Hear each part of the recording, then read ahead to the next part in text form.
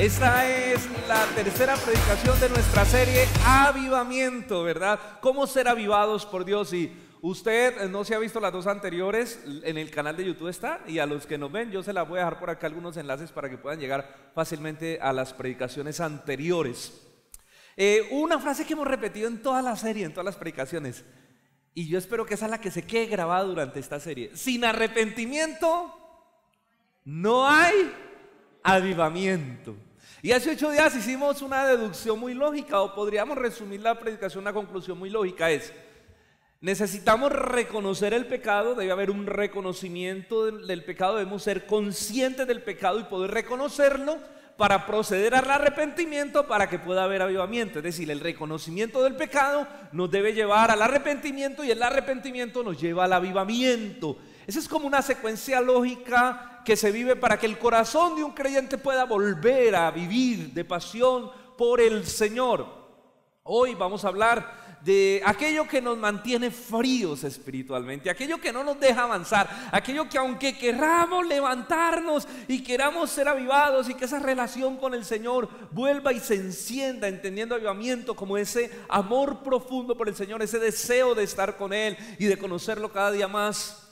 ¿Qué es aquello que nos frena para avanzar? Hermano, el pecado con el que batallamos nosotros en nuestro corazón.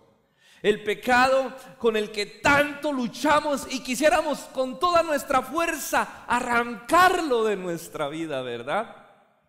¿Cuántos están cansados de luchar contra el pecado en sus vidas? ¿Cuántos están cansados de luchar contra algún pecado en particular con el que luchan y de pronto vuelve y trata de ganar la batalla? Y quisiéramos por fin poder vencer aquello que tanto nos estorba en nuestra vida. Bueno, yo le tengo una buena noticia: si usted está luchando con el pecado, eso es una evidencia de que usted realmente es cristiano y de que usted desea estar con el Señor de una manera profunda, que usted desea ser avivado, de que usted es un verdadero creyente, porque el que no es creyente no lucha con el pecado, porque no ve el pecado como pecado, no ve ningún problema, no ve ninguna situación con la cual luchar, porque para él todo está bien. Y aunque tiene una vida de pecado, pues no lucha contra eso porque lo ve bien. Pero el verdadero creyente tiene una lucha intensa, está montado en el ring todos los días, batallando contra su pecado, contra su orgullo, contra su ego, contra su carácter, contra su frialdad espiritual, contra su enojo, contra su ira, contra tantas cosas. Batallamos todos los días de nuestra vida. ¿Cómo podemos vencer ese pecado?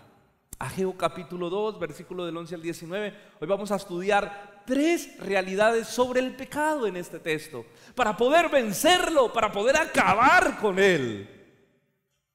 La primera, quiero hablar de el poder corrupto y contagioso. Ojo, el poder corrupto y contagioso del pecado.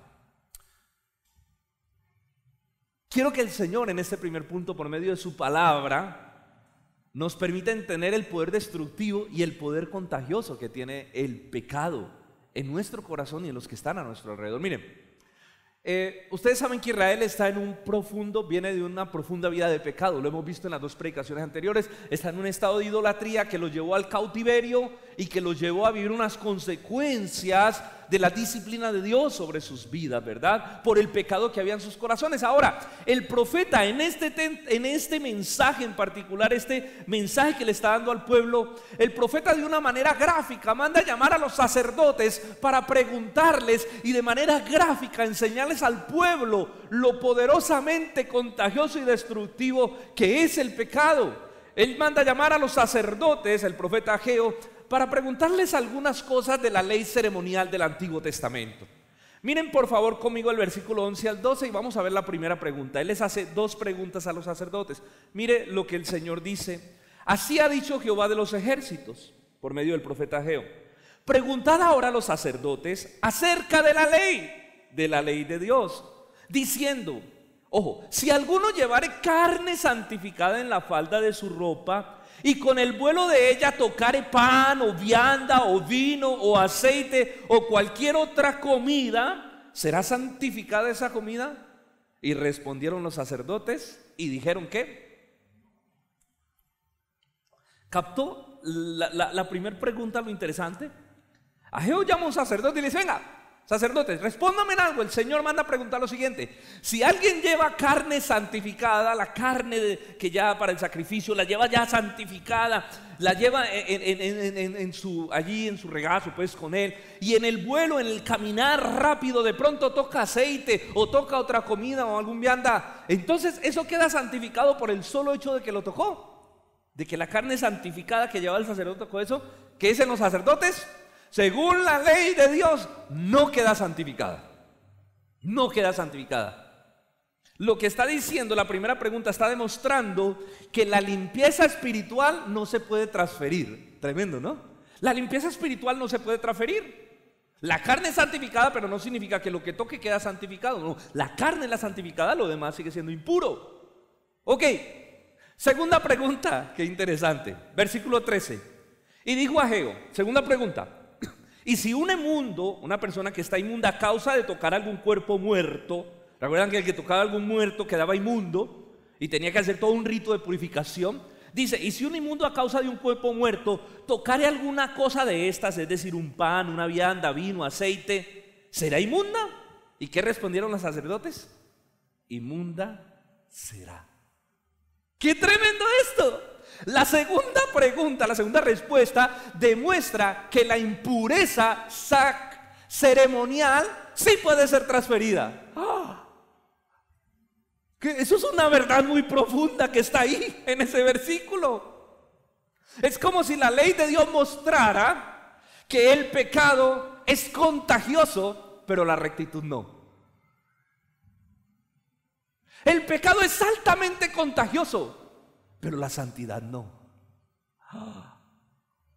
Y si nosotros hacemos, bueno, eso ya lo vemos allí reflejado en la parte ceremonial de la ley, que es un reflejo de muchos asuntos espirituales y del pacto de la gracia. Ahora, si nosotros hacemos un análisis lógico, vamos a llegar a esa conclusión. Lo vamos a hacer. Mire, la santificación, ¿qué es la santificación? La santificación, bueno, además la santificación tiene varios procesos, ¿no? Somos santificados en Cristo, pero somos santificados también en un proceso de limpiar nuestra inmundicia a través de la obra del Espíritu Santo y la palabra de Dios. Y la última parte de la santificación es la glorificación, que seremos totalmente santificados cuando estemos en el cielo. Pero mientras estemos aquí en la tierra, escuche, la santificación es un proceso, es una obra interna, poderosa, realizada por el Espíritu Santo, que aplica la palabra de Dios que recibimos a nuestra vida, la aplica a nuestro corazón y santifica nuestra alma por medio de un proceso que toma tiempo, un proceso fuerte, un proceso de transformación del espíritu en el carácter del creyente. Es decir, que la santificación no es algo que sucede de la noche a la mañana, hablando no de la santificación posicional en Cristo, sino de la santificación que vamos adquiriendo contra el pecado como un proceso fuerte, una obra poderosa del Espíritu en el corazón del creyente. Es un proceso que toma tiempo. Nuestra santificación, entonces, cuando nosotros vivimos en santidad, escuche, cuando estamos en un proceso y vivimos una vida de santidad, nuestra santificación puede motivar a otros para que vivan una vida santa y una vida para el Señor. Pero nuestra santidad no puede ser transferida. Es decir, me explico, yo no puedo decir: venga aquí, Juan Diego, venga aquí, ayúdeme un momentico. Yo no puedo decir: bueno, yo estoy viviendo una vida santa, no sé, el Señor ha hecho una obra de santificación en mi vida, yo le voy a transferir mi santificación a Juan Diego y voy a orar para que mi santidad esté en él. Yo no puedo hacer eso, porque la santificación no se puede transferir mediante algún proceso o la imposición de manos, no, porque la santificación es una obra de Dios en el corazón de cada creyente. Mi vida, si vive en santidad, puede inspirarlo a Él para que Él busque al Señor y Él también sea santificado, pero no puede ser transferida. Gracias, Juan Diego. ¿Sí o no? No hay ningún proceso místico raro que transfiera la santidad. Pero el pecado, escuche, el pecado es altamente contagioso. No estoy diciendo que se pueda transferir, pero el pecado es mucho más contagioso que la santidad. Porque la santidad requiere un proceso, porque el corazón humano no tiene una predisposición a la santidad, sino al pecado. ¿Soy claro? El corazón humano ya está predispuesto al pecado. No necesita ningún esfuerzo el ser humano para pecar. ¿Por qué? Porque el ser humano tiene una naturaleza caída y peca de manera natural. Inclusive los cristianos luchamos contra un pecado interno en nuestra vida, ya que hay una predisposición en nuestra naturaleza caída y que fácilmente, muchas veces si no estamos bien con el Señor, por medio de una tentación de Satanás puede ser detonado y podemos involucrarnos en pecado. Entonces concluimos que el pecado se propaga más fácil que la santidad, mucho más fácil. ¿Por qué? Porque todo el mundo ya tiene una predisposición al pecado. El pecado se propaga más fácil que la santidad. Además, porque el mundo es el hábitat del pecado. Eso es como los virus. Ustedes ven que los virus se reproducen ¿en qué? En su hábitat. Cuando un virus encuentra el hábitat adecuado, se reproduce fácilmente. ¿Por qué el pecado es más contagioso? Porque estamos en el mundo y el mundo es el hábitat del pecado. La carne, la naturaleza caída, en ese hábitat del pecado se reproduce como un virus fácilmente en medio de las personas. Entonces, hermanos, escuche, las aplicaciones que podemos sacar de este texto es que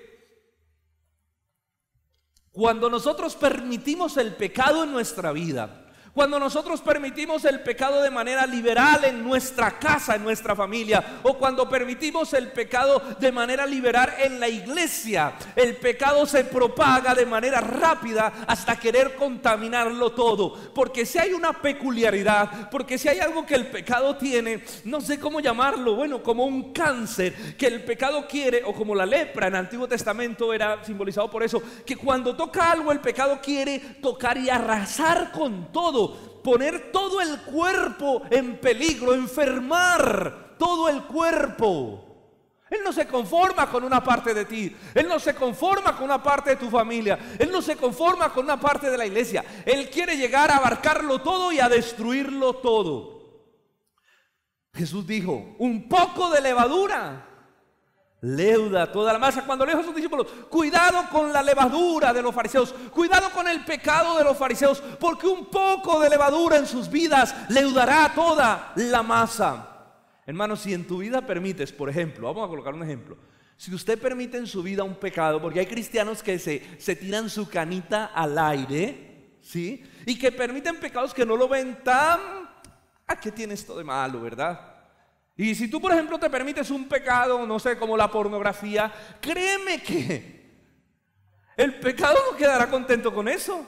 Una persona empieza a ver pornografía y Satanás quiere esclavizar su vida a través de ese pecado. Y luego la pornografía querrá abarcar otras áreas de su vida. La persona, por ejemplo, empezará a involucrarse en áreas más complejas. Podrá llegar inclusive a la prostitución. Entonces ya no solo su área sexual, sino su área económica, su área espiritual y su área familiar son afectadas. Porque el pecado acapara todo lo que encuentra, quiere contagiarlo. Es como un virus que quiere llenarlo todo y quiere destruir y matarlo todo.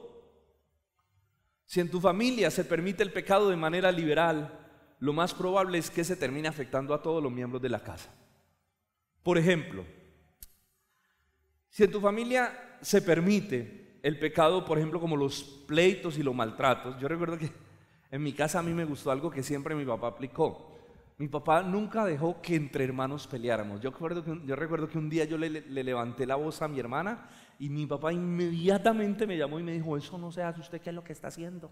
Y y me puso las cartas sobre la mesa y eso sirvió para frenar. Entonces digamos que siempre hubo ese respeto en la familia.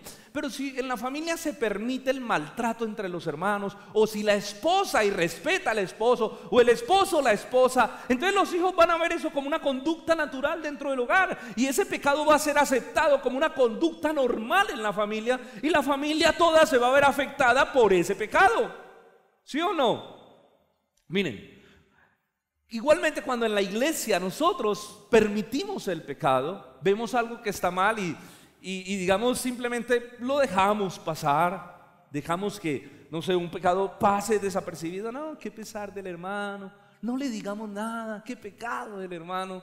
Lo más probable es que ese pecado empiece a contagiar a otros miembros. Por ejemplo, si nosotros vemos el chisme y no lo atacamos de raíz como iglesia, cuando hablo de atacar, no significa crucificar y matar al hermano y sacarlo a patadas de la iglesia, no, sino hablar con él, hablar acerca de su pecado, confrontarle con amor, como dice la palabra, que si hallamos a alguien en pecado, ustedes que son espirituales, con espíritu de mansedumbre, trate de restaurar al hermano. Pero si no agarramos el pecado por los cachos, ¿verdad? Si no agarramos el toro por los cachos de frente, ¿qué va a pasar? Que muchos otros hermanos van a ser contaminados por esa conducta y al final vamos a tener una iglesia que acepta como normal ese tipo de pecado. ¿Por qué? Por eso es que existe la disciplina eclesial. Por eso es que existe en la iglesia la disciplina, donde llamamos los pastores al hermano y le decimos: mire, nosotros estamos viendo esto en su vida, estamos viendo, no sé, que en tu familia está pasando esto, que tú no estás tratando bien a tu esposa. Necesitamos atacar todas esas cosas, hermano, para que el pecado no se propague en medio de nosotros. El pecado es como un cáncer, el pecado es como una lepra que fácilmente se propaga y todo lo destruye. Todo lo destruye.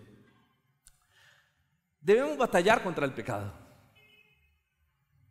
No podemos tratar con liviandad el pecado nosotros, nuestro pecado. Mire, usted tiene que ser duro con usted mismo en cuanto a su pecado. Usted no puede permitirse el pecado en su vida. Usted no puede permitir que, no, solamente yo voy a ver esa muchacha, la voy a ver nomás, yo no voy a hacer nada, la voy a ver. Y empezar a permitir el pecado. Yo voy a ver este comercial de televisión con esa mujer casi semidesnuda. Es un comercial y usted se permite esas dosis de pecado. Si usted no es fuerte contra su propio pecado, el pecado va a ser fuerte con usted, porque va a terminar atrapándolo. Hermano, debemos batallar contra el pecado, porque el pecado no solo amenaza nuestra vida, sino también la de las personas que están a nuestro alrededor, la de la gente también que amamos.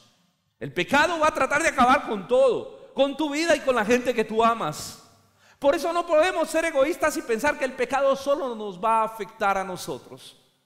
El padre que va y se gasta la plata jugando maquinitas o tomando licor no puede pensar que ese pecado lo va a afectar solo a él, porque su familia va a quedar sin comida por causa del pecado y sus hijos y su esposa van a sufrir. El pecado hace que los que amamos sufran por causa de nuestro pecado. Por eso, como creyentes, debemos tener una profunda claridad sobre lo destructivo que es el pecado, porque Dios la ha plasmado claramente en su palabra. Por medio de la escritura podemos ver lo destructivo que es el pecado, y como creyentes tenemos que tener claridad del daño que el pecado produce. En primer lugar, miremos, por ejemplo, el pecado es dañino, claro, profundamente. El pecado conduce a caos impresionantes que no podemos medir las consecuencias. Miren el pecado de Adán y Eva. El pecado de desobedecer a Dios y comer del fruto del huerto sumergió el mundo en un caos cósmico, del cual usted y yo miles de años después hemos sido afectados por causa de ese pecado. El pecado es tan agresivo, hermano, y tiene consecuencias que no podemos calcular y medir. ¿Recuerdan ustedes el pecado? Parecía inocente para ellos, el pecado de Sara y Abraham cuando no podían tener el hijo y se apresuraron, y Sara le dice: ten un hijo con la empleada, y tienen a Ismael. El caos en el que hoy en día todavía viven las naciones por causa del pleito entre israelitas e ismaelitas. Muchos años después, ese pecado todavía ha generado consecuencias fuertes. Yo te pregunto algo: ¿quién de aquí ha cometido un pecado que quisiera retroceder el tiempo para borrarlo? ¿Quién de aquí ha hecho algo que hoy está diciendo: yo quisiera poder, que Dios me permitiera retroceder años en el tiempo y borrar ese instante y borrar ese momento donde pequé, donde hice eso, para evitarme el dolor y el sufrimiento que hoy estoy viviendo por causa de esa mala decisión que en aquel entonces pensé que era inocente, pero que hoy me doy cuenta que fue catastrófica y ha afectado mi vida y mi familia? ¿Alguien ha vivido eso en su vida? ¿Alguien quisiera borrar algún momento de su pasado? Yo creo que todos tenemos un punto negro al que quisiera devolvernos, al que quisiéramos devolvernos para poder borrarlo. Hermano, las heridas del pecado son muy profundas en nuestra vida y en los que amamos. Heridas, por ejemplo, como el divorcio, ¿verdad? Hay padres que cuando se divorcian no piensan en sus hijos, que por su orgullo, pues me voy de la casa. Y entonces él dice, pues váyase, ahí le saco la ropa. Y se va. Y los niños llorando, papi, mami. Y ellos no piensan en sus hijos porque son egoístas, porque solo quieren su placer, porque solo piensan en ellos. Y así es el ser humano. Por eso el pecado es tan catastrófico, porque somos tan egoístas que pensamos que solo nos va a afectar a nosotros y decimos, pues yo me las arreglo, yo me las ingenio, pero nunca pensamos en nuestros hijos, en el futuro de ellos, en el corazón de ellos, en cómo ellos van a sufrir muchos años y van a ser afectados y a tener heridas irreversibles por causa de esa mala decisión de los padres. Por eso es que Dios aborrece el divorcio, dice la Escritura, por el daño que éste causa en los hijos y en las familias, daños irreparables. Hermano, el pecado es tan complejo, el pecado es tan complejo y tan contagioso y tan destructivo que sumió el mundo en el caos que vivimos. En el caos que vivimos hoy en día y que el mundo siempre ha vivido por causa del pecado. El pecado es tan horrible que colocó al hombre en enemistad contra Dios. El pecado es tan profundamente destructivo que Dios entonces determinó un infierno para los pecadores. El pecado es tan altamente peligroso y poderoso y destructivo que el Señor envió a su Hijo y lo clavó en una cruz para que los pecadores pudieran ser salvos y poder reconciliar con Él la vida de los hombres para que sean salvos. Terrible mal. Y nosotros no dimensionamos esas cosas.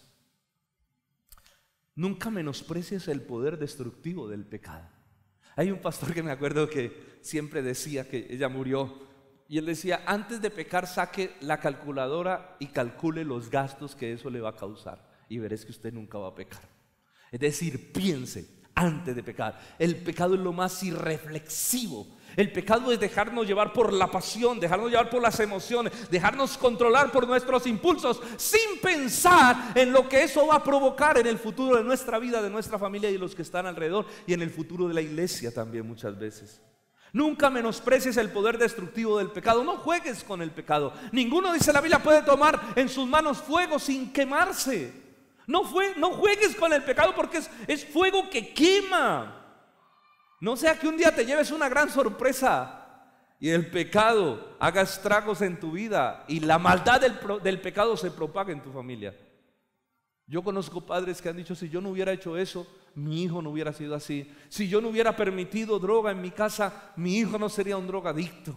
Porque ellos permitieron el pecado que se propagó a toda su familia. Hermano, el pecado es terrible. Dígale al que está a su lado, el pecado es terrible, no juegues con él. No juegues con él. Parece inofensivo, pero el pecado puede destruir tu vida. Parece inofensivo. Miren, el pecado deliberado en el pueblo de Israel contaminó su vida espiritual, porque el pecado contamina. Lo vimos ahorita, la maldad tiene el poder de contaminar. ¿Y cómo contaminó al pueblo? Miren por favor el versículo 14. Después de hablar de esto, cuando el profeta dice, sí, entonces si algo inmundo toca algo normal, entonces queda también inmundo. Mire lo que el profeta dice, después de responder estas dos preguntas, versículo 14, y respondió Ageo y dijo, después de que los sacerdotes respondieron, Ageo dijo, así es este pueblo y esta gente delante de mí, dice Jehová, y asimismo son toda la obra de sus manos, y todo lo que aquí me ofrecen es inmundo. Tan tenaz. Es decir, como sus corazones están inmundos por la idolatría, como sus corazones están inmundos por el pecado, todo lo que ustedes me ofrecen, dice Dios, todo lo que hacen no es más que un trapo de inmundicia. Isaías también lo dice. Porque el pecado y la idolatría que hay en sus corazones ha contaminado todo lo que ustedes hacen para mí. Uy, qué tremendo eso. El pecado hacía que todos los rituales del pueblo fueran inmundos delante de Dios. El pueblo oraba, el pueblo cantaba, el pueblo seguía llevando ofrendas en medio de un templo destruido. Y Dios dice, todo eso es basura. No me ofrezcan eso. Esos son trapos de inmundicia. Sus canciones son trapos de inmundicia. Sus ofrendas son trapos de inmundicia. Su diezmo es inmundo. Porque el pecado que hay en ustedes de idolatría ha contaminado toda obra de sus manos, le dice Dios al pueblo. Uy, eso es tenaz. Hermanos, y es que la religiosidad es un trapo de inmundicia. Esa religiosidad hueca y vacía, ese querer hacer cosas para Dios sin amar a Dios profundamente, ese querer ofrecerle cosas a Dios sin tener un profundo deseo por Dios, es inmundo. Eso no tiene sentido. Por eso es que las religiones no tienen sentido. ¿Usted se acuerda cuando iba a la iglesia católica y usted cantaba un poco de cosas y llevaba su ofrenda y escuchaba algo que ni entendía y ni cuidado le ponía, y uno salía pensando que Dios quedó agradado con todo eso? Mentira. Es un trapo de inmundicia. Toda religión es vana y hueca porque trata de ofrecer sacrificios y cosas a Dios que no serán aceptadas porque el corazón no ama y adora a Dios con todas sus fuerzas. Y yo creo que en la iglesia cristiana, y no sé si en esta iglesia, podría atreverme a decir que sí, que hay gente que ofrece trapos de inmundicia al Señor, porque sus canciones, sus ofrendas, todo lo que hacen provienen de una vida que no ama al Señor, provienen de una vida que no está consagrada al Señor. Hermano, eso es lo de Mateo 7, ¿recuerdan? En aquel día muchos me dirán: Señor, Señor, en tu nombre no hicimos milagros, no profetizamos, no echamos fuera demonios. El Señor: apartaos de mí, yo a ustedes nunca los conocí, hacedores de maldad. No había un corazón para Dios, no había arrepentimiento en sus vidas, no había un corazón correcto para el Señor. Dios dice: así no quiero una vida consagrada a mí, perdón, así no quiero una vida con rituales, sino que quiero una vida consagrada realmente a mí. Hermanos, muchas personas van a la iglesia y presentan una adoración vacía. Una adoración vacía. ¿De qué sirve cantar las mejores canciones con un supergrupo y luces y todo si no hay pasión en el corazón por Jesús?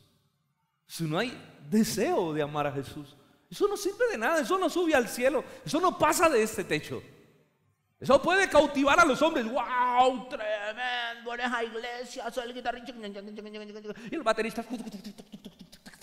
Eso es tremendo, y las pantallas y las luces. Pero eso no impresiona a Dios. Eso no impresiona a Dios. Dios le impresiona la adoración de un pueblo consagrado a Él. La adoración de un pueblo consagrado a Él. Pero muchas veces está el pastor predicando y el hermano chateando ahí. ¿A qué vienes a la iglesia? Mejor quédate en tu casa. Hermano, no presentemos una adoración vacía. El Señor dice que Él busca adoradores en espíritu y en verdad, porque tales adoradores el Señor busca que le adoren. Tales adoradores busca. Mire, en pocas palabras, tu amor por el Señor es lo que realmente le da virtud a lo que tú haces por Él. Lo que le da valor a lo que tú haces por Dios, lo que le da valor a tu ofrenda, lo que le da valor a tus cantos, lo que le da valor al escuchar la palabra, a tu diezmo, a todo lo que haces por el Señor, lo que le da valor es tu amor por Jesús. Eso es lo que realmente le da virtud a lo que haces. Eso es lo que le da el sentido, el espíritu a las cosas que tú estás haciendo. Eso es lo que hace que suba como olor fragante delante de Dios. Ustedes recuerdan a Caín y Abel, nos dejan ese ejemplo. Abel ofreció de lo mejor para el Señor. Caín ofreció también, pero la actitud del corazón de ambos era muy diferente. Por eso el Señor aceptó una ofrenda y la otra no, porque el Señor acepta aquello que sube con olor fragante, lleno de amor y adoración para Él. Ahora, ay pastor, usted puede decir ahí: ay, yo no voy a seguir viniendo a la iglesia entonces porque es que yo estoy tan mal, tan frío, o sea que yo no voy a seguir ni llevando la ofrenda. O muchos dirán: uy, qué bueno, ya no tengo que dar mi diezmo ni mi ofrenda porque ya estoy mal, entonces ¿para qué? Si eso es trapo de inmundicia. Y muchos entonces, cuando escuchan estas palabras, se dejan llevar por la culpa. No, ya para qué, si ve, todo lo que yo hago es un trapo de inmundicia. Y se dejan llevar por la culpa y lo que hacen es tirarse al pecado. No, mi hermano, la solución es proceder al arrepentimiento. Como el pueblo de Israel, cuando Dios les dice esto a ellos, palabra fuerte, palabra dura, Dios les dice: todo lo que ofrecen son un trapo de inmundicia. Y cuando Dios le habla de esa manera, el pueblo dice: perdónanos, Señor, vamos a cambiar. El pueblo procede al arrepentimiento y empiezan a reconstruir el templo y a reconstruir la espiritualidad. Y aquí paso, hermanos, al segundo la segunda verdad del mensaje. La segunda verdad o realidad sobre el pecado es cómo Dios trata con el pecado. Ya vimos la agresividad y el poder contagioso. Ahora vamos a ver cómo Dios trata con el pecado. Bueno, hermano, pues Dios, sabiendo cómo es el pecado, Dios no es condescendiente con el pecado. Dios trata el pecado de manera agresiva y fuerte, contundente. Dios es contundente con el pecado. Dios no es liviano. De hecho, el pecado desata la ira de Dios. Dios trata el pecado con la rigurosidad que éste implica. Muchos piensan, ay, como Dios es tan bueno, ay, como Dios es tan misericordioso. Entonces Dios es condescendiente con el pecado. Algunos dicen, pues yo peco, rezo y empato. No.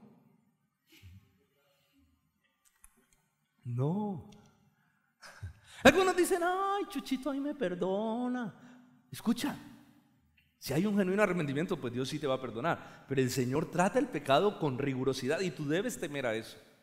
Mira, el Señor es tan fuerte, tan agresivo con el pecado, que creó un infierno para los pecadores. ¡Un infierno!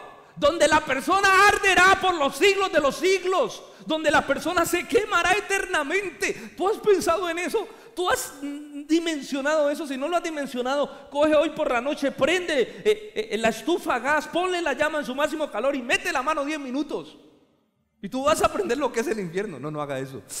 Entonces todos quemados dentro. Yo, pastor, me puse a lo que usted dijo, para ver cómo era el infierno. Y vea, porque no me para la EPS. No, pero si tú no has dimensionado lo agresivo que es el infierno, tanto que el mundo dice, y los ateos dicen esto como un argumento: si Dios es tan bueno, ¿por qué existe el infierno? Pues el infierno existe porque Él es bueno, y un día la bondad tiene que triunfar sobre la maldad, echando toda la maldad al infierno.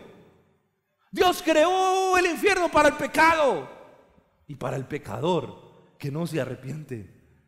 Eso es muy agresivo. Eso es un nivel de agresividad impresionante, porque es la eternidad. El pecado será juzgado por los siglos de los siglos. La gente sufrirá las consecuencias de sus pecados por los siglos de los siglos.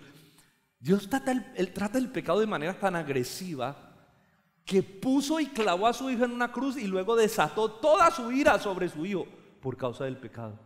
Eso es muy agresivo. Así que no me vengas a decir con que Dios es condescendiente, que Dios trata el pecado con ligereza. Dios trata el pecado con contundencia y de manera certera. Y yo estoy seguro que la disciplina de Dios puede llegar al punto de quitarle la vida a alguien para protegerlo por amor. Dios es contundente. No juegues con el pecado. La Biblia dice: no temas al hombre, teme al que pueda echar el cuerpo y el alma en el infierno. Teme a Dios, porque el pecado desata la ira de Dios. Y si tú no te arrepientes, si tú estás aquí por primera vez y no te has arrepentido, deberías estar temblando, porque te vas a ir al infierno si no lo haces. Si no te arrepientes, te vas a ir al infierno por los siglos de los siglos. Si tu vida espiritual es vana, vacía, pasajera, si tú estás frío espiritualmente, deberías estar temblando delante de la presencia del Señor. Hermano, Dios hace esto porque Dios tiene una visión 20/20 del pecado. Dios tiene una visión perfecta del pecado. Dios tiene una visión perfecta. La santidad y la perfección de Dios le permiten a Él ver el pecado como realmente es. Ver el pecado en su depravación, ver el pecado con su alto índice de propagación y ver el alcance destructivo que el pecado tiene. Dios puede ver todo eso. Nosotros no. Nosotros tenemos una visión muy deficiente del pecado. Nosotros tenemos una visión muy acomodada a nuestra conveniencia del pecado. Ya se lo voy a explicar. Nosotros tenemos una visión muy distorsionada del pecado, porque como vivimos en medio del pecado y somos seres afectados por el pecado y somos imperfectos, nuestra visión del pecado es imperfecta y es acomodada. Nosotros vemos lo que es pecado como si no lo fuera, y justificamos y argumentamos y contemplamos el pecado en nuestra vida. Dios no. Dios no. Miren, si nosotros no estuviéramos en Cristo, cubiertos por la sangre de Cristo, aquí no estaría vivo ninguno de nosotros. Si la misericordia y la gracia de Dios no estuvieran extendidas en este periodo sobre los hombres, no existiera ningún ser humano sobre este planeta Tierra, por la perfección con la que Él ve el pecado y por la distorsión con la que nosotros lo vemos. Mire, para nosotros estar fríos espiritualmente, pana, eso es natural. ¿A quién no le pasa? ¿Quién no se ha enfriado espiritualmente? Para Dios, eso es un terrible pecado de idolatría en tu corazón. Algo ocupó el lugar de Dios, y eso lo hablamos en la predicación pasada. Mira la visión tan distorsionada y la visión tan perfecta que tiene Dios. Para Dios, el enojo y el rencor, solo tener rencor en nuestro corazón contra alguien, solo rencor, eso es pecado. No hay tantos versículos que le dicen. Hay un versículo, por ejemplo, que dice que si tú tienes algo en tu corazón contra tu hermano, o si tú le llamas fatuo a tu hermano o necio, tú eres reo ante la justicia de Dios. Tenaz, ¿no? Porque si tú tienes algo contra tu hermano y vas a presentar tu ofrenda, primero reconcíliate con tu hermano. Es decir, para Dios el rencor contra alguien en el corazón es pecado. Para nosotros simplemente es una reacción natural. No, es que ¿quién no se siente así cuando lo ofenden, sí o no? ¿Quién no se ofende? ¿Quién no se enoja cuando lo ofenden? Pues yo dije, no, Señor. Hay que aprender a sufrir lo oprobio, la ofensa. Hay que tener un corazón humilde y manso delante del Señor. Nosotros tenemos una visión tan... El marido que maltrata a su mujer. Pastor, es que usted viera cómo es ella, no se sujeta. Yo dije, pues no, tienes que amarla. La mujer que manda a su marido. Tráigame las llaves, tráigame esto, hágame aquello. La mujer que es la que manda en la casa. Y la mujer dice, es que aquí la que tiene carácter soy yo. No, usted no es la que tiene carácter, usted es la que tiene un pecado terrible que está hundiendo a su familia. Y si no arrepiente, eso va a ser terrible las consecuencias para su casa. ¿Ven la visión tan distorsionada? Para nosotros hablar mal de alguien es, pastor, solo hice un comentario. No, tú no hiciste un comentario, tú estás chismeando, estás blasfemando de alguien. Y eso requiere arrepentimiento y que le pidas perdón si es necesario a esa persona, porque estás blasfemando de ella. Cosa que me aterre a mí, que le hagan unos comentarios de otras personas. Pastor, y es que fulanita de tal y fulanita. ¿Usted ha visto que hay gente toda chismosa? Que se le sale, está hablando y ay, se me salió, qué pena, ¿no? ¿Cuál se le salió? Controle su lengua. Controle su pecado. Póngale freno a sus labios, sea prudente con lo que dice, con lo que habla. Si usted tiene algo contra alguien, vaya y llame a la persona, o listo, llame a un pastor y nos sentamos y dialogamos para que saque eso que hay en su corazón. Nosotros vemos algo como un comentario, Dios lo ve como chisme y como calumnia. Nosotros hablamos de Dios a la ligera, ¿no? A veces hasta echamos chistes de Dios y y hablamos Dios, mencionamos a Dios por todo lado y Dios ve eso. Y Dios ve eso como una blasfemia a su nombre, como tomar el nombre de Dios en vano. Pero para nosotros es tan común, hasta hacer chistes de Dios. Para nosotros no congregarnos un fin de semana, no, pastor, es que sabes que, me quedé dormido. Y no para nada. Un fin de semana que no vaya, 2 fines que no vaya a la iglesia para nada. Para Dios es grave. Porque eso muestra que tu vida espiritual, hay una alteración de las prioridades en tu vida espiritual. Preferiste otras cosas en lugar de estar con el Señor. Para nosotros solo las acciones cuentan como pecado. Nosotros vemos algo y decimos, lo cometió, pecó. Dios dice, no. Antes que las acciones están las intenciones del corazón. Es más, Dios dice, una intención puede ser mala y una acción puede ser buena. Pero como la intención fue mala, esa acción es pecado. ¿Soy claro? Eso es lo que está viviendo el pueblo. Sus acciones son buenas, cantan la ofrenda, todos los rituales, eso es bueno. Pero como la actitud es equivocada, lo bueno se convierte en pecado por causa de lo malo. Se contamina. La actitud contamina la acción.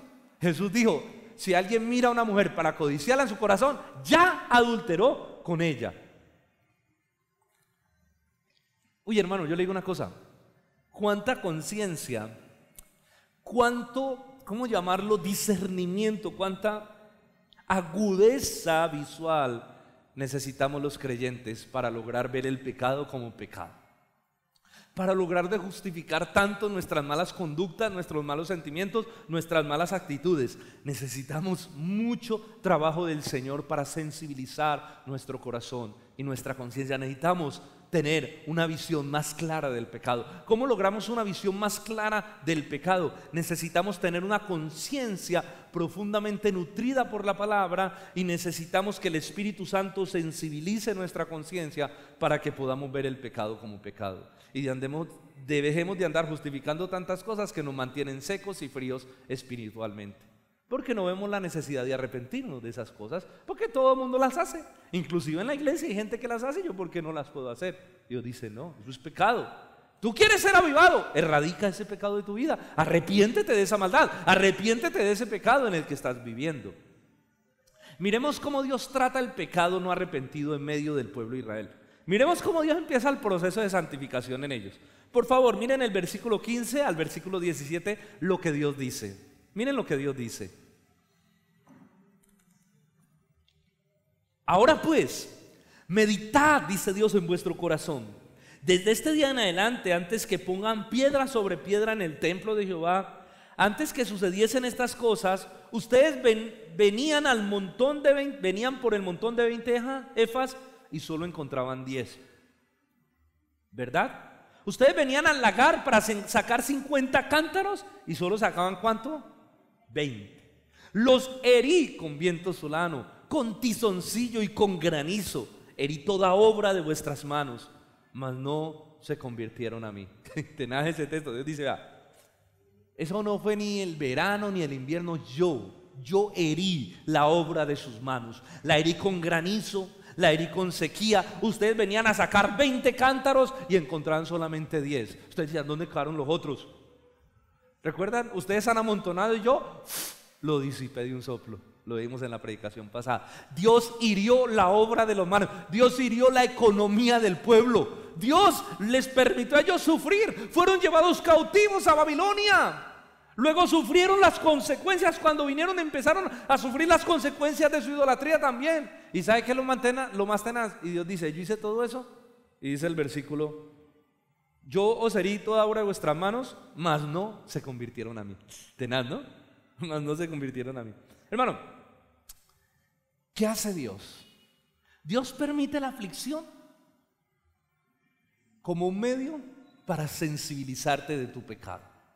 Es decir, la aflicción nos permite ser reflexivos. Mire, cuando usted está bien, cuando está todo bien, alegre, usted no es tan reflexivo. Pero cuando usted está mal, ¿quiénes de aquí han estado mal? Mal. Usted se sienta, usted llora, usted piensa, usted pasa noches a veces en vela pensando. ¿Por qué? Porque Dios permite la aflicción, que tu corazón se aflija. ¿Para qué? Para que reflexiones acerca de tu pecado, para sensibilizar tu corazón.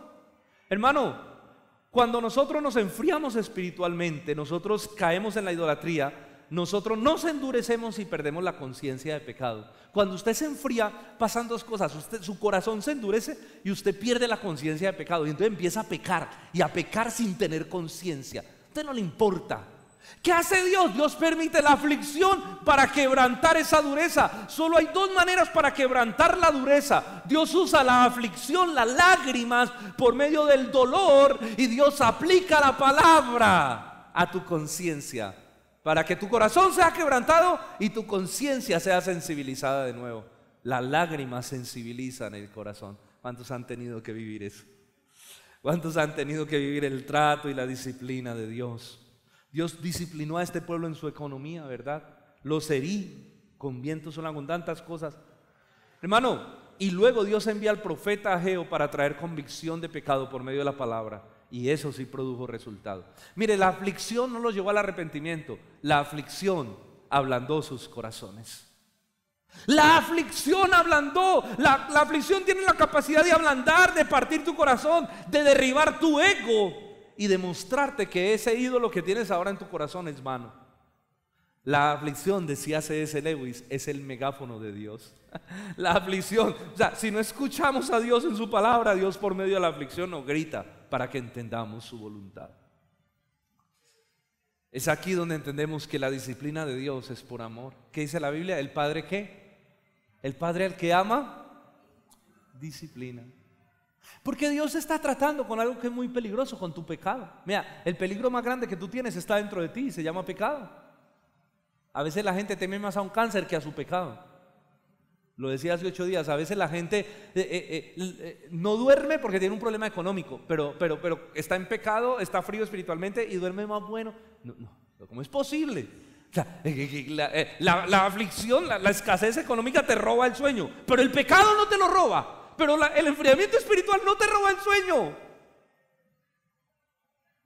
Hermano, yo creo que necesitamos volver a llorar por el pecado. Necesitamos que el pecado nos vuelva a quitar el sueño.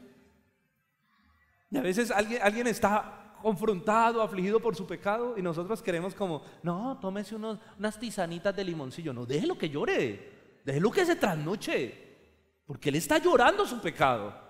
A veces que estamos en la generación del placer, ¿no? Queremos todo solucionarlo. Nos creemos médicos. No, hermano, si Dios está afligiendo el corazón de alguien, ore por él. Llore con él. Acompáñelo a llorar. Pero permítale vivir la experiencia del dolor.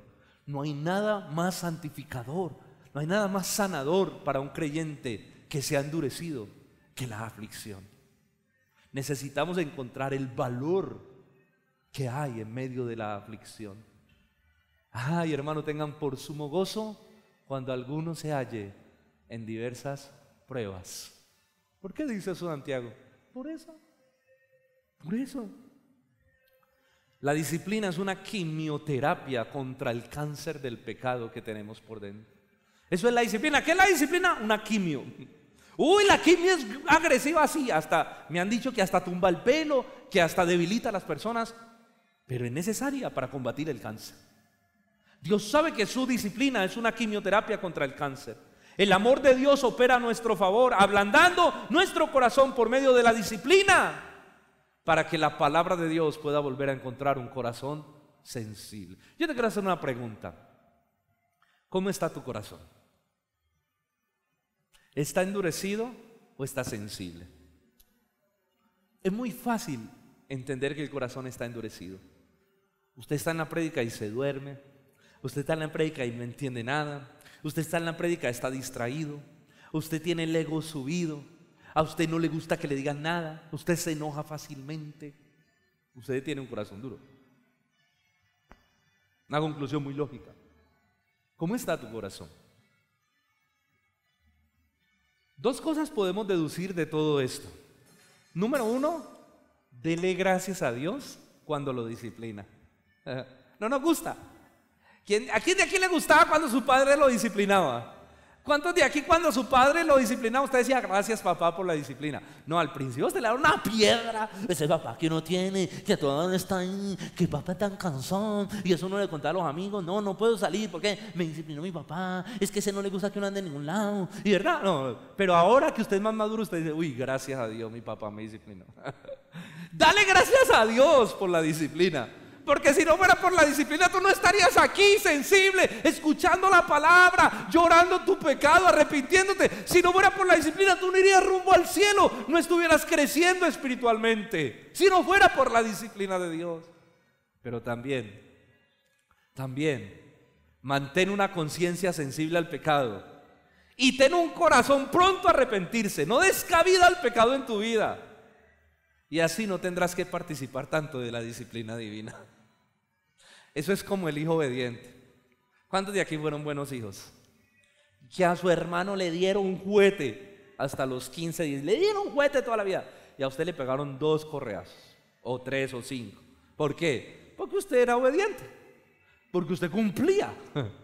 Así que hermano, si tú te sometes al Señor con un corazón humillado y tú tienes un corazón pronto al arrepentimiento, no tendrás que participar tanto de la disciplina del Señor. Obvio, la necesitamos todos. Pero nuestra madurez espiritual, nuestra fortaleza, el estar avivados permite que nosotros no estemos entrando tanto en disciplina divina, en que Dios tenga que tocar tanto esas áreas de nuestra vida que tanto nos duelen.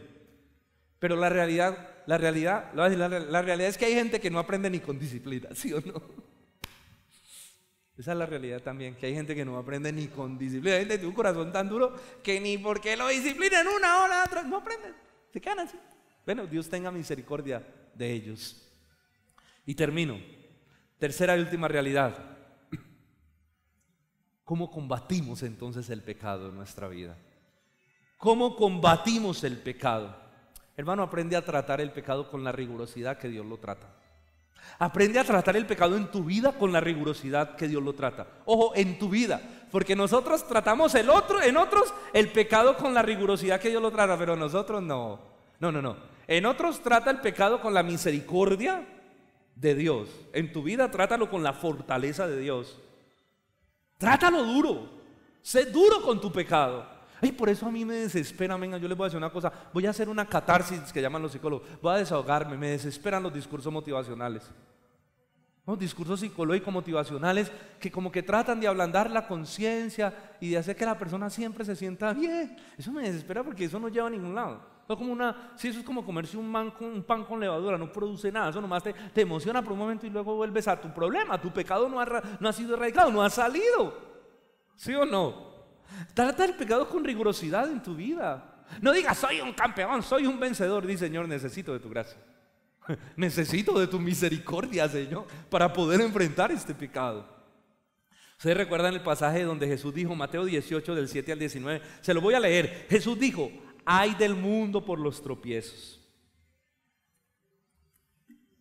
porque es necesario que vengan los tropiezos, pero hay de aquel hombre por el que vienen los tropiezos.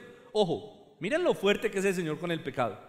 Por lo tanto, si tu mano o tu pie te es ocasión de caer, córtalo y échalo de ti, porque mejor es entrar en la vida eterna cojo o manco que teniendo las dos manos o los dos pies ser echado en el infierno.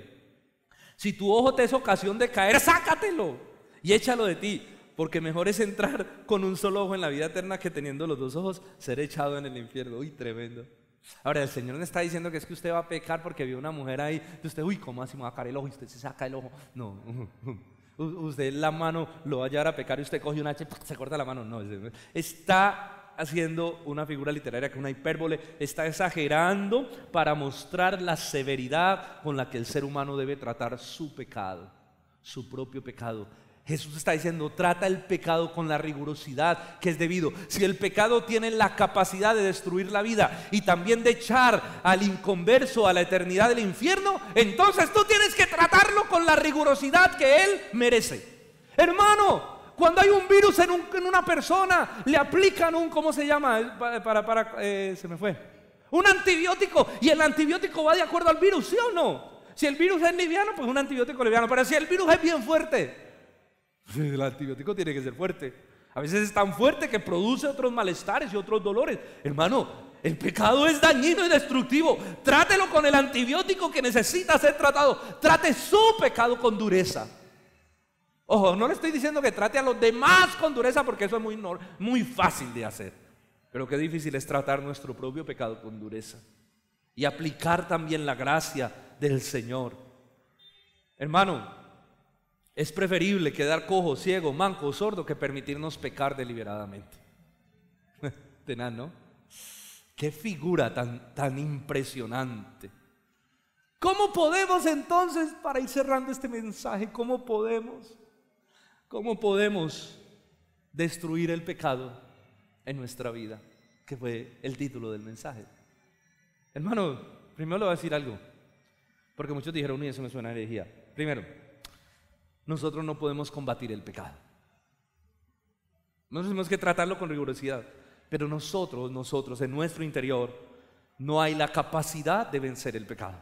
No lo hay. ¿Sabe por qué? Porque hay una naturaleza caída batallando y porque usted estuvo habituado al pecado por muchos años. En su interior lo que hay es una tendencia al pecado, una predisposición al pecado. El pecado es más poderoso que tú. El pecado es más poderoso que tu vida. Además, recuerda que el pecado tiene como motivador a Satanás. El pecado tiene a Satanás de su lado y Satanás sabe cómo tentarte. Así que estamos tratando con un enemigo que no es liviano, con un enemigo que no podemos luchar en nuestra fuerza. Usted nunca podrá luchar en su fuerza contra el pecado. Por eso el que no es cristiano no puede vencer su pecado, porque no puede luchar contra él. Se necesita algo divino para combatir el cáncer del pecado en nuestro corazón. Necesitamos atacar el pecado fortalecidos en el poder de Dios.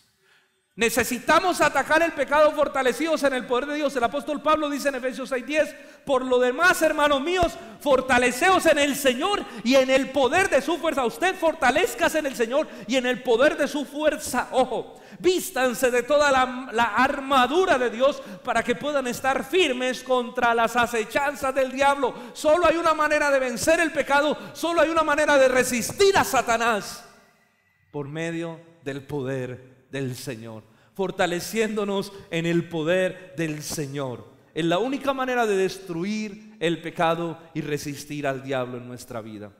Escuche, una vida fría espiritualmente es presa fácil y es una presa fresca para Satanás. Sin oración, sin palabra, sin discipulado, y sin congregarte será imposible vencer el pecado. Hay gente que quiere vencer el pecado viendo enlace. Hay gente que quiere vencer el pecado viniendo a un culto cada 20 días. Hay gente que quiere vencer el pecado leyendo la Biblia solo en la iglesia. No. Hay gente que quiere vencer el pecado haciendo las oraciones solamente en los cultos o orando 5 minutos en la mañana en la casa. No vas a poder. Necesitas encenderte espiritualmente. Y recuerda que el punto de partida para el avivamiento es el arrepentimiento. Miren lo que Dios dice, versículo 18 al 19. Meditad en vuestro corazón. Desde este día, desde el día que ustedes están arrepintiendo, Dios le dice al pueblo, desde este día, y le pone fecha, 24 del mes 9, desde este día que se echó el cimiento del templo de Jehová, mediten en su corazón. No está aún la simiente en el granero, ni la vid, ni la vid, ni la higuera, ni el granado, ni el árbol de olivo ha florecido todavía, pero desde este día, más desde este día, yo los bendeciré. ¡Oh, qué esperanza! Desde este día todo cambió, desde este momento, desde el día 24 del mes 9, desde este momento que ustedes iniciaron la obra del templo, desde ese momento que dijeron voy a reconstruir el altar, vamos a reconstruir el templo, desde ese día todo cambió. No desde el día en que tuvieron las buenas intenciones, sino desde el día en que decidieron hacerlo, desde que empezaron a trabajar, desde que pusieron el cimiento, porque el creyente no vive de buenas intenciones, sino de acciones que revelen que su corazón ha cambiado. Desde ese día que empezaron a reconstruir su vida espiritual, desde ese día, dice Dios, cesa mi disciplina. Y desde ese día ya no enviaré más el granizo, ya no enviaré más la sequía. Desde ese día los bendeciré. Wow. Desde ese momento el pecado y la idolatría empezó a morir en el corazón del pueblo. Desde ese momento el fuego empezó a arder de nuevo en los corazones. Desde ese momento Dios empezó a bendecirlos de nuevo. Qué bueno es nuestro Dios, que logra volver a Él nuestro duro corazón, que nos libra del pecado y su poder destructivo. Qué bueno es nuestro Dios, que libra a nuestra familia, libra nuestras vidas por su misericordia y vuelve nuestro corazón a Él. Así yo creo que Dios va a volver el corazón de aquellos que estén en este lugar y están fríos y secos espiritualmente. Si tú dispones tu corazón para edificar de nuevo el templo, el altar, el Señor va a volver a encender el fuego y la bendición de Dios estará sobre tu vida. Dispón tu corazón a buscar al Señor, búscalo con todas tus fuerzas. El Señor dice, me buscaréis y me hallaréis, porque me buscaréis de todo corazón.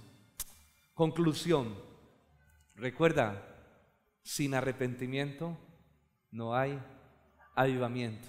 Y cuando el fuego se enciende, tú vas a notar que el pecado empezará a morir en tu vida.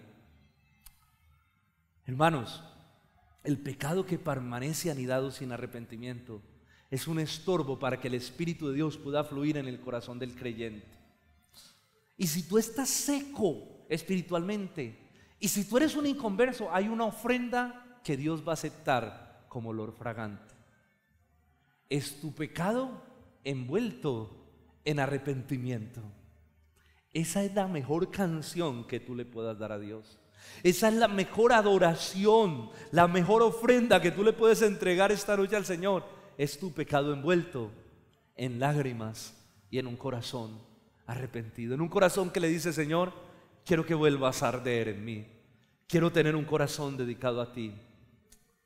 Hermanos, el corazón contrito y humillado nunca despreciará el Señor. Solo hay una forma de destruir el pecado en nuestra vida, y es desarrollando un corazón contrito y humillado por el Señor. Es siendo mendigos espirituales, reconociendo nuestra necesidad de su amor, reconociendo nuestra necesidad de su gracia. Créame que lo hallarás. Me buscaréis y me hallaréis, porque me buscaréis, dice el Señor, de todo vuestro corazón. Que el fuego de Dios vuelva a arder en nuestros corazones y en el corazón de esta iglesia y en el corazón de esta generación que tanto lo necesita.